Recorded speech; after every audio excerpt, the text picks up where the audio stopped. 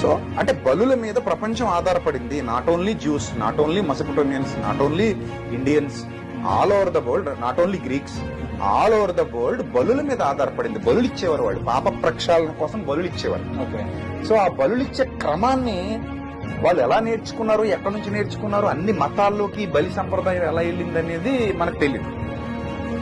ఆ బలి సంప్రదాయంలో భాగంగా సాక్షాత్తు యేసుప్రభువే భూమి మీదకి వచ్చి తన పవిత్ర రక్తాన్ని, అంటే తన త్యాగాన్ని ప్రపంచానికి చూపించి 33.5 ఏళ్ళు అని చెప్తారు చరిత్రకారులు. భూమి మీద బ్రతుకున్నంత వరకు ఎక్కడ ఒక్క పాపం కూడా చేయలే.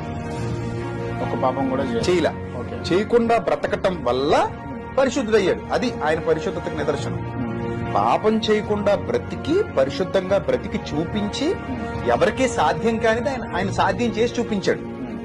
అంటే ఒక గొప్పవాడు అన్నవాడు కూడా అందులో పడతాడు, కానీ ఎందులో కూడా పడకుండా నాలో పాపం ఉన్నదని మీలో ఎవడు స్థాపించగలడనే స్థాయిలో ఆయన తన గొప్పతనాన్ని చూపించి కలువరి శిలువలో తన పవిత్ర బలియాగాన్ని జరిగించి, నేను నా పవిత్ర రక్తాన్ని ధారపోస్తున్నాను, మీరు మారండి, నేను మిమ్మల్ని క్షమిస్తా, సో నేను మిమ్మల్ని క్షమించి నిత్య జీవానికి తీసుకెళ్తా అనే వాగ్దానం చేసి పోయాడు ఆయన.